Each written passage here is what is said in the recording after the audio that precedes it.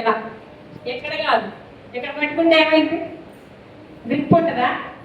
ఉండవు అంటే అక్కడే తెలిసిపోద్ది. ఉండమంటుందా వెళ్ళిపోమంటుందా? అవునా? చేతిలో చెయ్యేసి బలంగా పట్టుకొని, అయ్యా నువ్వు నన్ను దాటి వెళ్ళొద్దని వాళ్ళ ఆవిడ గారిని పిలిచి 3 మాణిక్యాల పిండి తీసుకొచ్చి రొట్టెలు చేయమన్నారు. వెన్న తీసుకొని రమ్మన్నాడు. లోపలికి వెళ్ళి కొవ్విన దూడని తీసుకొచ్చి పనివారి చేత ఆ వంటలన్నీ చేయించి తన భార్య గారు చేసిన రొట్టెలతో వారంతసేపు ఎదురు చూశారంట. ఇక్కడ మీరు తెలుసుకోవాల్సిన మర్మం ఏమిటంటే, నీవు ఆతిథ్యం ఇచ్చే మనసులో ఉంటే, ఆతిథ్యం ఇచ్చే క్రమంలో ఉంటే, ఆతిథ్యం ఇచ్చే ప్రేమ కలిగిన పరిస్థితిలో ఉంటే దేవుడు నీ ఇంటి దగ్గర ఆగటానికి ఇష్టపడుతున్నాడు. రొట్టెలు చేయడానికి ఎంతసేపు పడుతుందండి? ఒక మాటలో చెప్పాలంటే వెన్న రాసిన రొట్టెలు అంటే నాన్సే కదా. ఏంటవి?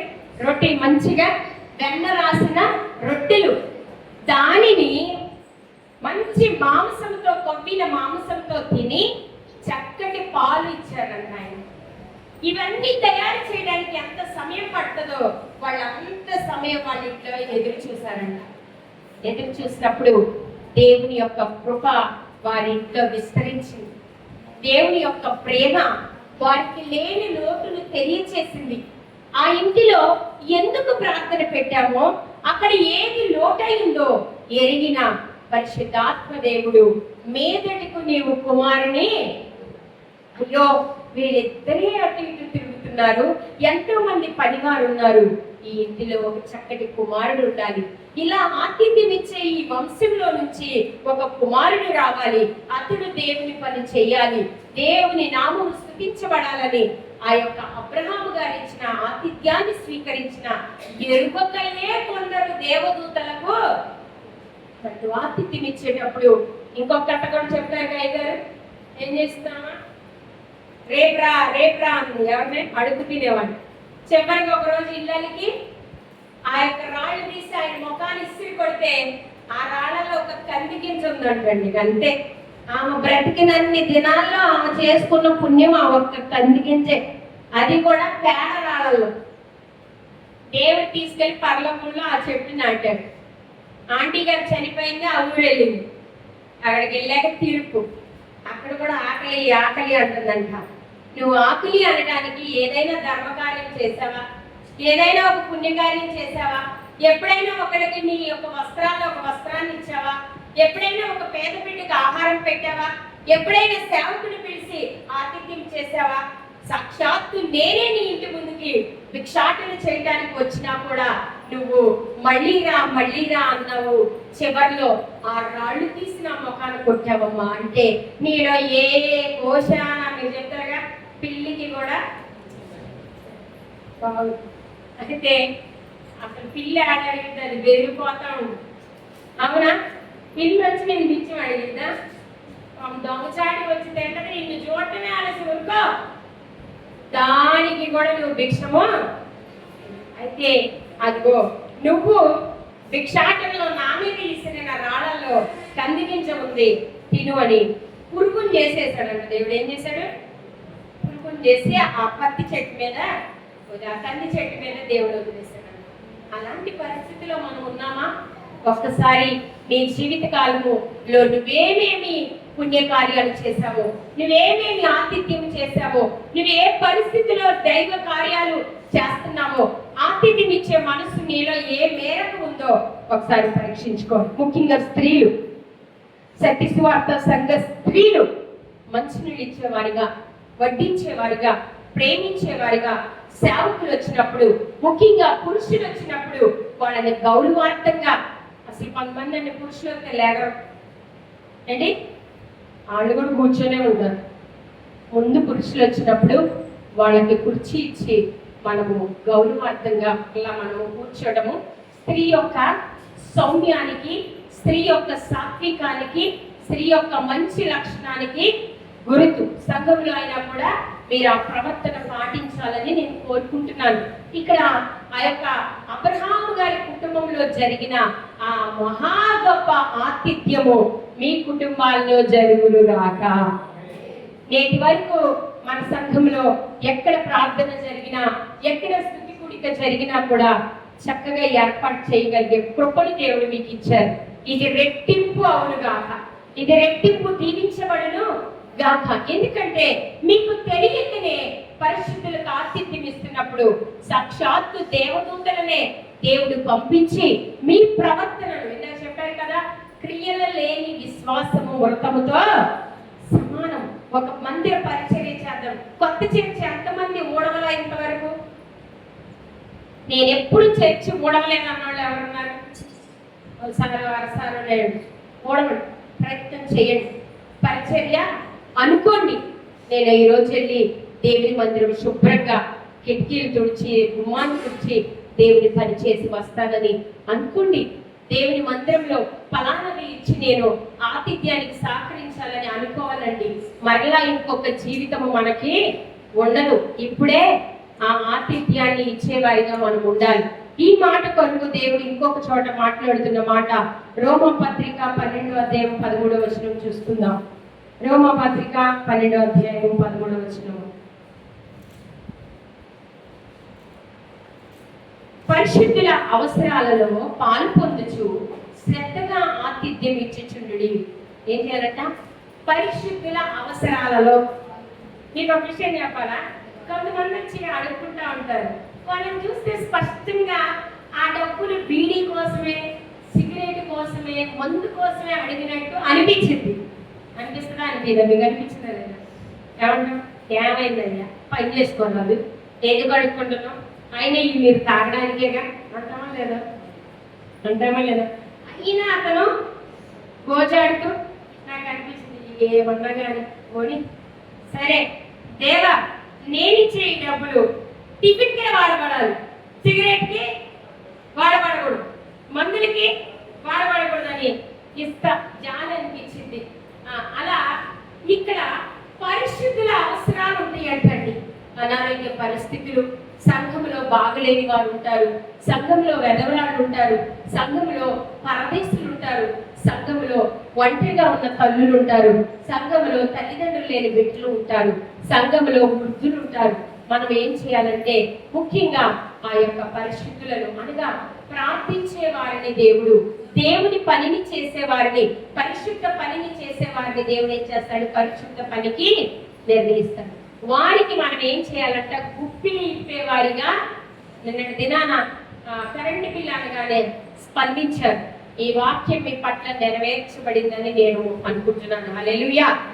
ఎందుకంటే ఈ స్పందించే మనసు, ఈ యొక్క మీరు ఎలా అంటే దేవుని సన్నిధిలో ఆతిథ్యం ఇచ్చే వారిగా, పరిశుద్ధుల అవసరాలలో పాలు పొందుచు శ్రద్ధగా ఆతిథ్యం ఇవ్వాలంటే ఎలా ఇవ్వాలి? శ్రద్ధగా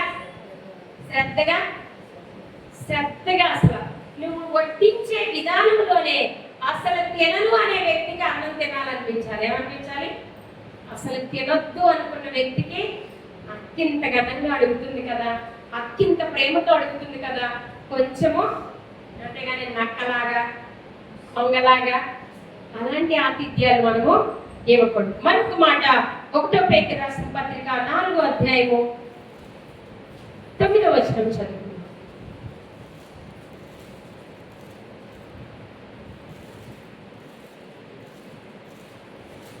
4వ అధ్యాయము 9వ వచనం.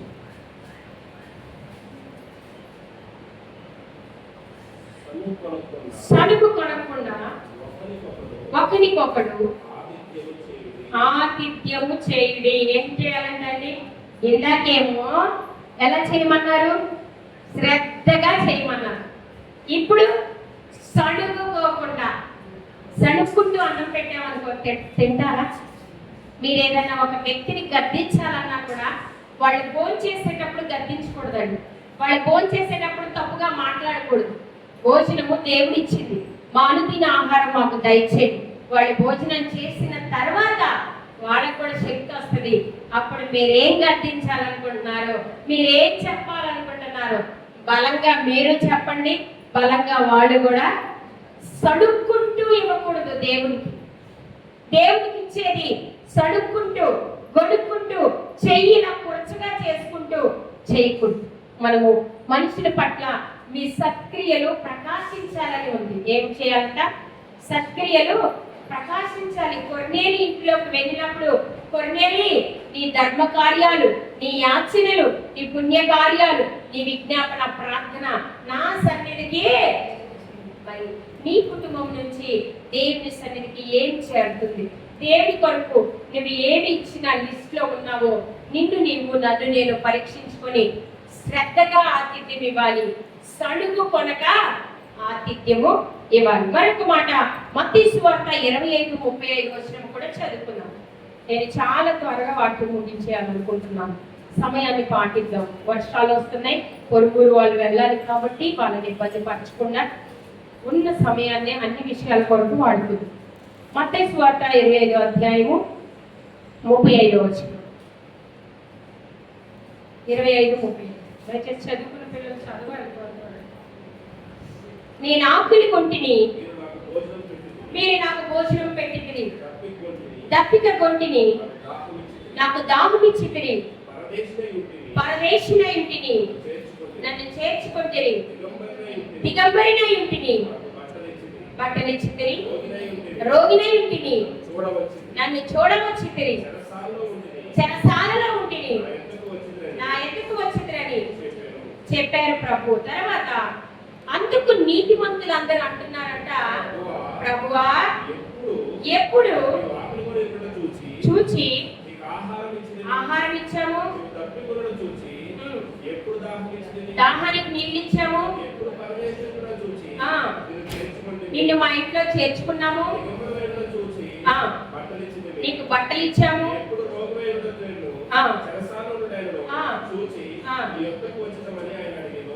అడిగినప్పుడు అందుకు రాజుగారైన యేసుక్రీస్తు ప్రభు వారు అంటున్నారు, మిక్కిలి అల్పులైన ఈ నా సహోదరులలో ఒకరికి మీరు చేసితిరి గనుక నాకు చేసితిరని నిశ్చయముగా మీతో చెప్పుచున్నాను నేను వారితో అన్నారు. ఇప్పుడు ఏంటండి ఈ యొక్క ఆతిథ్యం యొక్క సారాంశం ఏంటి? సాక్షాత్ దేవుడికే పెడతారా అండి?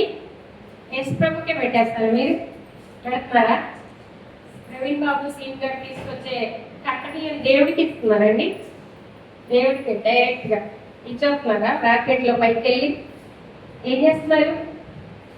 నేను ఆకలి కొన్నాను, నేను దాహం కొన్నాను, నేను చెరసాల్లో ఉన్నాను, నేను రోగినై ఉన్నాను, నేను బట్టలు లేక ఉన్నాను, మీరు నాకు అప్పుడు ఆహారం పెట్టావమ్మా తల్లి, అమ్మా జయమ్మ గారు, అమ్మా రుతమ్మ గారు, మాధవి గారు, నువ్వు నాకు భోజనం పెట్టావని దేవుడు నీ హృదయంలో మాట్లాడుతున్నప్పుడు నువ్వు ఆశ్చర్యపోయి అంటావంట, ఎప్పుడు ప్రభువా అన్నప్పుడు మిక్కిలి అల్పులైన వారికి, నీకున్నది ఎదుటివారికి లేనప్పుడు, నీకు కలిగినది ఎదుటివారికి లేనప్పుడు అది నువ్వు ఇస్తేనంట అది ఎవరికి ఇవ్వబడినట్లంట? దేవునికే. హల్లెలూయా. ఈ వాక్యం అందరూ పాటిస్తారని నేను నమ్ముతున్నా. మీకు నా చిన్నప్పుడు సాక్ష్యం చెప్తా. నేను ఫస్ట్ డ్రెస్ ఎలా వేసుకున్నానో తెలుసా? మీకు తెలుసా? ఫస్ట్ లంగా జాకెట్లు, స్కర్ట్లు, మా నాన్నగారు కొనే మిడ్డీలు ఉండేది. డ్రెస్ వేసుకోవాలనే కోరిక నాకు చాలా ఉండేది. నాకు కొనే పరిస్థితి కాదు. 10th అయిపోయింది, ఇంటర్మీడియట్లో అక్కడ కంప్యూటర్ నేర్చుకోవడానికి వెళ్తుంటే మా అమ్మ వాళ్ళ పిన్ ఉంది కదా, మా అత్తయ్య చీరలన్నీ లంగాలు కుట్టించుకొని ఫుల్ జాకెట్ వేసుకునేదాన్ని. అయితే మా పిన్నికి ఒక చీర నాకు బాగా నచ్చింది. ఆ పిన్ని ఈ చీర నాకు ఇస్తామని నేను విజయవాడలో కాందారి దగ్గర టైలర్ షాప్లో ఆ చీరని నేను డ్రెస్ కుట్టించుకున్నాను. నేను ఎప్పటికీ మర్చిపోలేను. ఆ డ్రెస్ నేను మొదటిసారి వేసుకున్నానండి. ఇవాళ నేను ఎన్ని బట్టలు కట్టుకునే కృప దేవుడు నాకు ఇచ్చాడు. హల్లెలూయా. అది ఎప్పుడైతే జరిగిందో అప్పటి నుంచి నేను ఒక్క డ్రెస్ కొనుక్కుంటే 4 డ్రెస్సులు ఎవరికైనా ఇవ్వడానికి ఇష్టపడతా. నేను ఒక్క చీర కొనుక్కుంటే నాకు వెంటనే ఇప్పుడు కూడా నా హృదయం గర్దిస్తుంది. నువ్వు ఒక చీర కొత్తగా కొనుక్కున్నావు కదా, ఏవి ఇచ్చావు? ఆ 3 చీరలని దేవుడు నన్ను గద్దించిన అనుభవం నాకు ఈ వాక్యం ద్వారా. ఎందుకంటే రూతు పరదేశిగా వచ్చినప్పుడు బోయాజు చెప్తున్నాడు, బోయాజుని యేసుక్రీస్తు ప్రభు వారిగా మనము ఈ బైబిల్లో పోల్చుకోగలుగుతాము. ఆ రూతుని సంఘానికి సాదృశ్యముగా దేవుడు చూస్తున్నాడు. రూతు గ్రంథంలో మీరు చూసినట్లయితే 2వ అధ్యాయము 16వ వచనం చూస్తూ చదువుకుందాం. 2:16 బోయాజు రూతు గురించి ఇలా మాట్లాడుతున్నాడు. ఎంత గొప్ప మాట! ఆ మాట ఈ రోజు దేవుడు నీ కొరకు మాట్లాడును గాక, దేవుడు నీ కుటుంబం కొరకు మిగిల్చును గాక, దేవుడు నీ కుటుంబం కొరకు ఆశీర్వాదం ఇచ్చును గాక. దయచేసి చదవండి. 2:16 మరియు ఆమె కొరకు పిడికిళ్ళు పడవేసి ఆమె ఏరుకొనేటట్లు విడిచిపెట్టుడి. ఆమెను గద్దింపవద్దు, తన దాసుని కాక. హల్లెలూయా. రూతు పరిగెత్తుకోవడానికి పొలంలోకి వెళ్ళినప్పుడు బోయాజు చెప్తున్నాడు, పిడికిలతో అక్కడ కొన్ని ధాన్యం ఉంచేసేయండి, అక్కడ కొన్ని పరిగెలు పడేసేయండి. ఎప్పుడైనా ఇది ఒక ఆనవాయితీ, మీరంతా పరిగెళ్ళే వాళ్ళే. మీరు పత్తి తీసాక కూడా ఇంకా ఉంటుంది కదా, అది ఎవరు తీసుకుంటారు? ఎవరో ఒకరు పరదేశులు, ఎవరో ఒకరు లేని వాళ్ళు వచ్చి ఆ కళ్ళం ఊడ్చుకొని, అది దేవుని చిత్తము. అలా ప్రతి యజమాని చెయ్యాలి. అసలు అండి అన్నం దీక్ష ఎలా ఎలా 1వ 2వ మెతుకు కూడా దూడుతున్నారా? చూస్తున్నారా? చూడవద్దండి. పొలమును ఇలా ఉంచడానికి, సంఘాన్ని ఇలా ఉంచడానికి దేవుడు ఇష్టపడుతున్నాడు. సంఘంలో దేవుడు గుప్పిడి విప్పుతున్నాడు. ఆయనే బోయాజు అయిన క్రీస్తు. ఆ క్రీస్తు ప్రభు వారే అక్కడ బోయాజుగా ఉండి మనకు కనిపిస్తున్నాడు. ఆ దిక్కులేని పరిస్థితిలో ఉన్న సంఘానికి సాదృశ్యమైన రూతమ్మ అక్కడ పరిగెవేరుకోవడానికి వచ్చింది. ఈ రోజు నువ్వు కూడా నీ బిడ్డ విషయంలోనూ, నీ కుటుంబ భారం విషయంలోనూ దేవుని సన్నిధిలోనికి పరిగెవేరుకోవడానికి వస్తే నిన్ను మర్చిపోతాడు దేవుడు అని నువ్వు అనుకోవద్దు. నిన్ను విడిచిపెట్టేస్తాడు దేవుడు అని నువ్వు అనుకోవద్దు.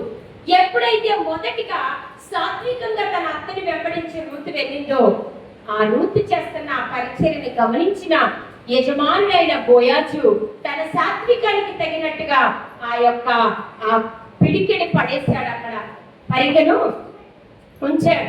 ఆమె అది వేడుకుంది. ఎవరు ఆమెను గద్దించొద్దు అన్నాడు. ఏమన్నాడు? ఎవరు ఆమెను? దేవుడు తన సంఘం పట్ల కూడా ఆ ప్రేమను చూపిస్తున్నాడు. కష్టాలలో, నష్టాలలో, శ్రమలో, వ్యాధిలో, బాధలో ఉన్న నీవు ఇంత శ్రమలో ఉండి కూడా నా దేవుని పని కొరకు నా బిడ్డ గుప్పిలి విప్పుతుంది, ఆతిథ్యం ఇస్తుంది, శ్రద్ధగా పనిచేస్తుంది, సడగకుండా నా దేవుని సన్నిధిలో ఉందని చూచిచున్న దేవుడు నీ కొరకు గుప్పిలి విప్పుతున్నాడు. యావలు ఆమె చెక్కులో పోసాడు. చివరికి ఏం జరిగిందో తెలుసా అండి? ఎప్పుడూ పరిగెడుకునేలాగే ఉంచలేదు రూతమ్మని. ఆ బోయాజు గారికే భారీగా మారింది. నీవు కూడా, నేను కూడా సంఘమై వధువైన యేసయ్య కొరకు, రాజుల రాజైన యేసయ్య కొరకు వధువు సంఘంగా వెళ్ళినప్పుడు అసలు నీ భర్తే యేసుక్రీస్తు ప్రభువారు అయితే నీకు కష్టాలు ఉంటాయా? నీకు నష్టాలు ఉంటాయా? ఒక అతనంట రాజుగారు అడవిలోకి వెళ్ళాడంట. వెళ్ళినప్పుడు 2 ఉన్నారంట. రాజుగారిని ఎలుగుబంటి వచ్చి మీద పడబోయింది.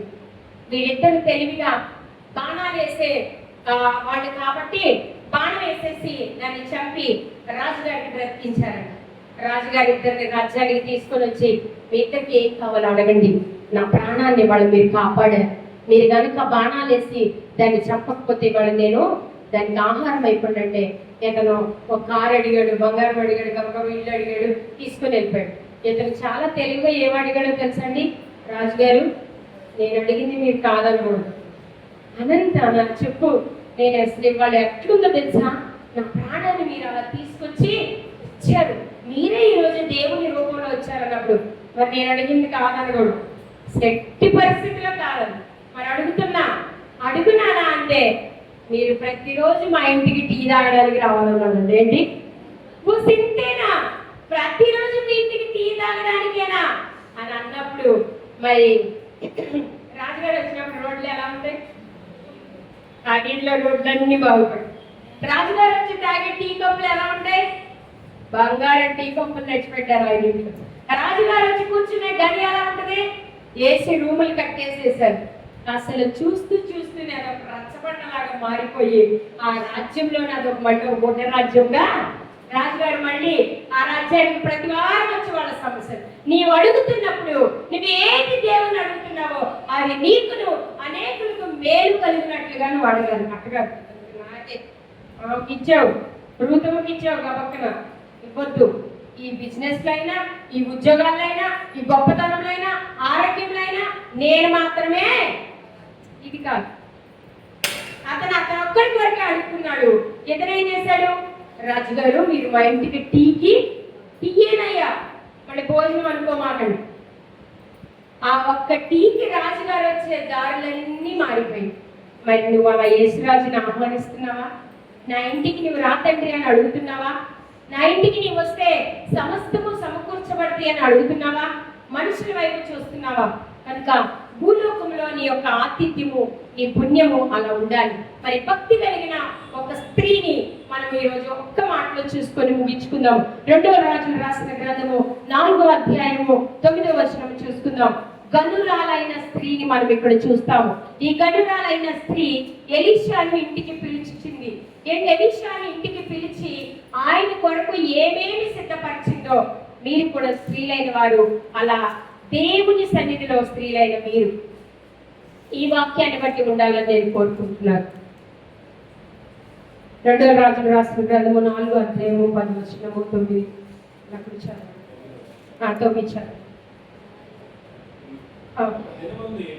ఒక దినమందు ఎలీషా షూనేము పట్టణమునకు పోగా అక్కడ గనురాలైన ఒక స్త్రీ భోజనానికి రమ్మని అతన్ని బలవంతం చేసిన కనుక ఆయన ఆ మార్గంలో వచ్చినప్పుడల్లా ఆమె ఇంట్లో భోజనం చేస్తూ వచ్చాడు. కాగా ఆమె తన పెనిమిటిని చూచి మన యుద్ధకు వచ్చి పోవచ్చున్నవాడు. ఆమె ఈ మాట దగ్గర ఆగుదామండి. వాళ్ళుండే ఆ ఊరికి ఎలీషా గొప్ప ప్రవక్త. ఏలియా గారి తర్వాత ఎలీషా ప్రవక్త అని తమ్ముడు మీకు ప్రవక్తల గురించి చెప్పినప్పుడు చెప్పాడు. ఏలియా దుప్పటికి వచ్చి ఎలీషా మీద పడుతుంది అనే వాక్యం మీరు ఆ ప్రవక్త గురించి వింటారు. ఈ ప్రవక్త ఆ ప్రాంతంలో పరిచయం చేస్తున్నప్పుడు గనురాలైన స్త్రీ ఆ యొక్క సేవకుడిని మా ఇంటికి రాయ్యా అని బలవంతం చేసిందంట. బలవంతం చేసినప్పుడు వాళ్ళ ఎవరు భర్తగా చూసినప్పుడు మన ఇంటికి వచ్చుచు పోగుచున్న దైవజనుడు ఎవరంట? భక్తి. మనం కూడా గమనించుకోవాలి. మన ఇంటికి వస్తున్న దైవజనులు భక్తి గలవారా, ఏ గలవారు, ఏ శక్తి గలవారు, ఏమైనా దుష్ట శక్తులు గలవారా, మంచి శక్తులు గలవారా, చెడ్డ ఆలోచనతో ఉన్నవారా, వాళ్ళ ప్రవర్తన ఏంటి, వాళ్ళ భక్తి ఏంటి, వాళ్ళ పరిస్థితి ఏంటి? దేవుని జ్ఞానం ఉన్న స్త్రీ వెంటనే గ్రహిస్తుంది. ఒకవేళ పొరపాటు జరిగినా వెంటనే వదిలించుకుంటుంది. అర్థమైందండి? వచ్చుచు పోవచ్చున్న దైవజనుడు భక్తి గలవాడని ఆమె చూసింది. ఆమె భర్త పర్మిషన్ కూడా ఆమె తీసుకుని ఏమేమి సిద్ధపరిచిందో చదవండి బాబు. 10వ వచనంలో కావున మనము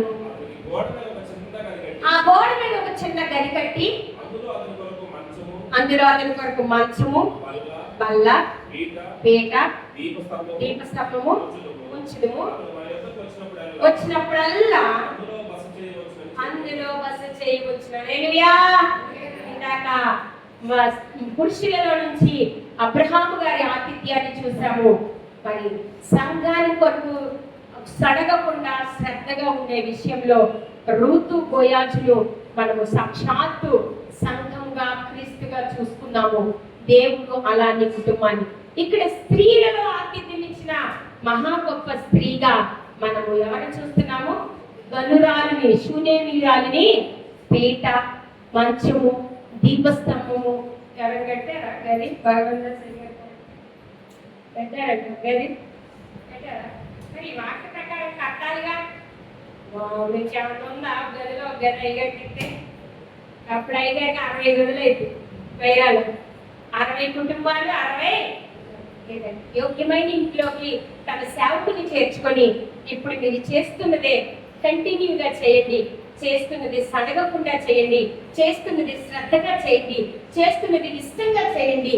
అప్పుడు దేవుడు పరిగ వేరుకుంటున్న నిన్ను ఆ పొలానికి యజమానురాలుగా. అక్కడ అబ్రహాము గారి ఇంట్లో కూడా బిడ్డలు లేని లోటు ఉంది. ఈ గదురాలకు కూడా పిల్లలు. ఇంకా ముందుకు చదువుకుంటూ వెళ్తే కానీ ఈమెకి కొడుకు పుడతాడు. సరే, మరి అది మన ఇంట్లో జరగదంటారా అండి? నాకు అసలు ప్రతి ఆదివారం ఎంత సందర్భం ఉందో ఇప్పుడు మొదలైంది. కాసేపట్లు ఆ ఆనందానికి అవధులేవమ్మా. అసలు ఎంత ఆనందంగా ఉందో. మేము పొరుగు వాళ్ళందరికీ కలిసి భోజనం చేస్తుంటే రోజు ఏమన్నా ఒక్కదాన్నే ఉంటానేమో బిక్కగా. జయమాంటి ఒక్కదాన్ని కనబడి జరిగింది.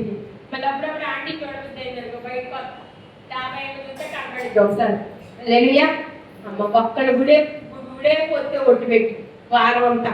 అసలు మా యజమాని అక్క అయితే నన్ను పూర్తికి వచ్చా, అక్క నువ్వు నా ఇంటికి రావాలి, నేను నీ ఇంటికి రావాలి, అప్పుడు దేవుడు మన మధ్యలో ఉండి నీకు రావాల్సిన ఆ మనవడ త్వరగా పంపిస్తాను. ఇదే చిన్న సూత్రమే. నా అత్తగారిని నా మామగారికి 5వ నెల గర్భవతిగా ఉన్నప్పుడు వాళ్ళ కాలు కడిగి వాళ్ళకి ఆతిథ్యం ఇచ్చానండి. ఇలా బలంగా దీవించారు కారుణ్యాలు. ముద్దులాడినంత ఆడి వ్యాసాయిపోయి ఇసిగిపోయారు కారుణ్యాలు ముద్దులాడిన. లేనియా మీ ముద్దు తీర్చే దేవుడు, మీ ఆకలి తీర్చే దేవుడు, మీ అవసరతను తీర్చే దేవుడు. మీకు ఆతిథ్యం ఇచ్చే విషయంలో దయచేసి అమర్యాదగా ఉండదు. దయచేసి మన సంఘానికి ఒక మంచి పేరు ఉంది. వాళ్ళు తింటారు, అందరికి పెడతారు. చెప్పండి, అయిపోయింది వాక్యం. వాళ్ళు తింటారు, చెప్పండి సత్యస్వార్థ వాళ్ళు తింటారు. అలా ఎంతమందికి ఉండదు? వాళ్ళే తింటారు అనండి. అట్టంతా గలీజుంది. వాళ్ళే తింటారమ్మా. అసలు సాంబార్ అన్ని ఇళ్లలో ఉండదు. మనం జనవరి 1 రోజు మన సాంబార్ అన్ని ఇళ్లలో ఉంటుంది. ఎంత దీవెన మీకు. అందులో మీ డబ్బులు ఉన్నాయో లేవో? మీ 1000 రూపాయలు సాంబార్, ఇంటికి 20 రూపాయలు సాంబార్ అవుతుందా లేదా? అందులో ఏలియా గారి పేరుందా లేదా? వెంకటేశ్వరరావు మీ పేరుందా లేదా? హల్లెలూయా. ఈ తిరుగుతున్న ఫ్యామిలీలో మీ పేరుందా లేదా? మీరు శ్రద్ధగా చేశారా లేదా ఈ పని? సడుక్కుంటా చేస్తే నేను మన శుక్రవారం చికెన్ మిస్ అయిపోయింది, నా బదులకి. కానీ అంతకంటే శ్రేష్టం అంటే ఎంతో మిక్కుటమైన ఆతిథ్యం. ఇంకా అమ్మవి 4 శుక్రవారాలు ఉన్నాయి, ఆబ్సెంట్ లేకుండా అందరికి కవర్ అవ్వాలి. చుట్టి కూడా రావు. మళ్ళీ శుక్రవారానికి ఖచ్చితంగా 5 రెడీగా ఉన్నాడు. మళ్ళీ శుక్రవారానికి 5. సలోమి అమ్మ ఇంటికి అందరూ వెళ్ళాలి. నెక్స్ట్ ఇంకొక వారం అట్లా అందరూ. రోహిణాకి జలుబు, పద్మాటికి జలుబు. కానీ గన్నవరం నుంచి మార్తా వచ్చింది, సాదిబంజర్ నుంచి దాస్ బాబు కుటుంబంతో వచ్చాడు. బ్లెస్సి వచ్చి నేను ఎంత బాగా ఆరాధన జరిగింది. మాధవమ్మ తన బిడ్డల్ని, కోడల్ని, పిల్లల్ని తీసుకొని వచ్చాను. ఎంత అసలు అమ్మ నేను స్టేటస్ పెట్టి చూసి ఆ ఆతిథ్యం ఎలా ఉంది, ఆ ప్రార్థన ఎలా ఉంది, ఆ ప్రార్థన శక్తి నీ ఇంట్లో జరుగుతుందా? నా ఇంట్లో జరుగుతుందండి. ప్రతిరోజు ఆ పరిస్థితులు ప్రార్థించేవారు నా ఇంట్లో చేయగలుగుతుంటే నాకు ఎంతో దీవెనగా ఉంది. ఎందుకో తెలుసా? పైన ఉన్నది మీ మందిరమే, కింద ఉన్నది కూడా మీదే. దేవుని బిడ్డలు అక్కడ నివసించాలి, వసించాలి, ఆనందంతో ఉండాలి, ఆతిథ్యం చేసుకోవాలి, పరిచర్యలో పాల్పొందాలి, ప్రేమ కలిగి ఉండాలి, సహించుకోవాలి. గొడవలు భోజనాల దగ్గరగా వస్తుంది కనుక భోజనాల దగ్గర ఈ గొడవలు సహించుకోవాలి. వచ్చే నెల బల్లారాధనకల్లా మీలో ఒక మార్పు కనబడాలి. అవసరమైతే 100 భోజనాలు చేయగారు ఒక్కటే ఉండాలి పేరు. ఓకేనా? ఈ వాక్యం మన పట్ల ఫలించింది కాక బల్లారాధన సమయానికి గొడవద్దు. నేను ఒక్కదాన్ని దేవుడిచ్చిన వాటిలో నుంచి ఆ 10వ వంతు తీసి దేవుని సన్నిధిలో 3 వారాలు మేము కలిసి తింటున్నప్పుడు మీరు ఎంతమంది బల్లారాధన మనం చేయలేమా? ఆతిథ్యం ఇవ్వలేమా? సడుగుటం, గొడగటం వద్దు. ఎలా ఉన్నా, కారం ఎక్కువైన తక్కువైన ఆహారం ఎలా ఉన్నా మనము ప్రేమతో తినాలి దేవుని సన్నిధిలో. మీరు ఎంతో మంది అన్యులు గమనించినట్లయితే వాళ్ళు ఎంత ప్రసాదం పెట్టి ఎలా తింటారు చూడండి. బాగుంది అందరూ అంటారు, తింటారా లేదా? ఆ క్రమం మనలో ఎందుకు లేదు? ఆ భయం మనలో ఎందుకు లేదు? ఆ సణుగు మనలో ఎందుకు వస్తుంది? ఆ పరిశుద్ధులకు శ్రద్ధగా మనం ఎందుకు చేయలేకపోతున్నాం? ఇక్కడ గనురాలు చేసింది, రూతమ్మ చేసింది పరిచర్య బోయాజు గారి పొలంలో. మరి అబ్రహాం గారు ధనవంతుడై ఉండి దేవదూతని ఎల్లొద్దు అని సాష్టాంగ పడ్డాడు, కాళ్ళ మీద పడ్డాడు. ఇప్పుడు మమ్మల్ని దాటి అని గబగబా ముసలమ్మ ఆ వయసులో ఉన్నామ 3 మానికలు పిండి పిసికి రొట్టెలు చేసింది. మీకు మనకు ఏమైంది? రాబోయే వయసా, చేయలేకపోయినా అప్పుడు చేయలేవు. నీకు దీపం ఉండగానే నీ ఇల్లు పెట్టుకొని దయచేసి ఆతిథ్యం ఇచ్చే సంఘంగా మరి ఇంకెప్పుడు ఈ వాక్యం మీరు చెప్పించుకోకూడదు. చెప్పినా కూడా ఇది జరిగినది అని చెప్పేలా ఉండాలి.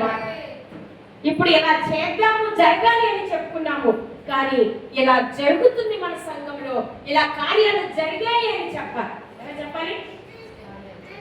ఆంటీ చిన్న కేక్ కట్ చేయించిన తన కొడుకు వరకు నేను బైబిల్ తీసుకెళ్తానని ఆవిడ తెలియదు. ఆనందం మామూలు లేదు. ఆ బిడ్డలో కూడా ఒక రకమైన నా చర్చి, మా అక్క, మాది అనే బైండింగ్ మీరు చేసేదాన్ని బట్టే మీరు తిరిగి మందిరంలో నుంచి నేను కూడా ఎన్నోసార్లు చదివాను, కానీ నిన్న ప్రవీణ్ బాబు నరుల కొరకు ఆయన దాచించిన మేలు ఎంతో గొప్పది. ఆ మేలు ఎక్కడ ఉంటుందంటే నీ మందిర ఆవరణంలోని మేలు చేతనే మాట నన్ను ఎంతో ఆకట్టుకుందండి. కదా ప్రభు, మందిరంలోనికి ఎవరైతే వస్తారో వాళ్ళ కొరకు మేలు, ఆ మేలు కొరకే మీరు అందరూ నీ మేలు జరగాలనే కదా. నా అమ్మాయి పాస్ అవ్వాలి జరిగిందా? మా అమ్మాయి ఇంకా చదవాలి ఆ మేలు జరిగిందా? నాన్నగారికి ఆరోగ్యం కావాలి జరిగిందా? మందిరం అవ్వాలి. మరి అడుగుతుంటే మందిరంలోనికి వస్తే ఎందుకు జరగవు? ఖచ్చితంగా జరుగుతాయి. చక్కగా చెప్పారు. మీ కొరకు దాచించిన మేలు మీరు పొందుకోవాలంటే వెంట నీ మందిరంలోని మేలు చేత లేదు నిన్ను మందిరానికి రావాలి. మందిరానికి దూరంగా ఉండి నువ్వు మేలు పొందుకోవాలనుకుంటే నువ్వు గాలిలో పెట్టిన దీపం లాగే ఉంటుంది. అలా కాదు, నీ హృదయంలో ఆ వెలుగుని వెలిగించుకోవాలి. నీ హృదయంలో ఆ వాక్యాన్ని వెలిగించుకోవాలి. వీటన్నిటిని ఒక ఎగ్జాంపుల్గా, ఒక రోల్ మోడల్గా తీసుకొని నువ్వు ముందుకెళ్ళాలి. దేవుడి వాక్యాన్ని దీవించుగాక. ఈ సమయం ఇచ్చిన సంఘానికి, పరిశుద్ధాత్మ దేవునికి, తమ్ముడికి వందనాలు తెలియజేస్తూ ఈ వాక్యాన్ని ముగిస్తుంది.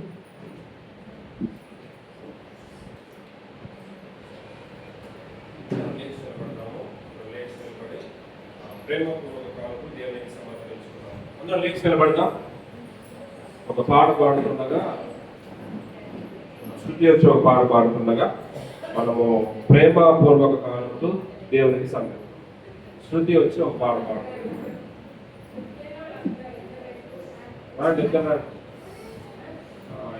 గారు అదేవిధంగా శృతి ఇద్దరు వచ్చి ఒక పాట పాడండి. ఒక పాలన పాడుతుంటే అందరము దేవునికి కాలంతో సమర్పించుకున్నాము. Please ready.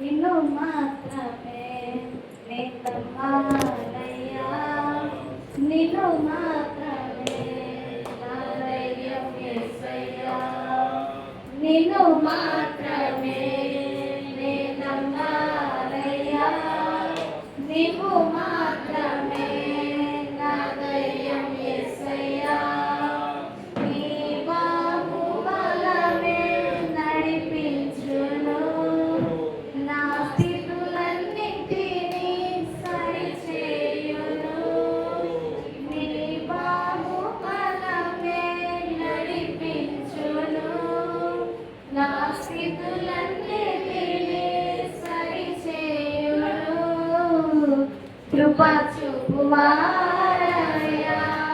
నీ పిల్లలకు, కృప చూపువారయ్యా, కృప చూపువారయ్యా నీ పిల్లలకు, కృప చూపువారయ్యా, నిన్ను మాత్రమే నేనన్నానయ్యా, నీవు మాత్రమే నా ధైర్యం యేసయ్యా, నిన్ను మాత్రమే నేనన్నానయ్యా, నీవు మాత్రమే నా ధైర్యం యేసయ్యా. అందరూ దయచేసి కూర్చున్నాము. రైట్. ముఖ్యమైనటువంటి ప్రకటన. ఈ నెల 21వ తారీఖు ఎప్పుడు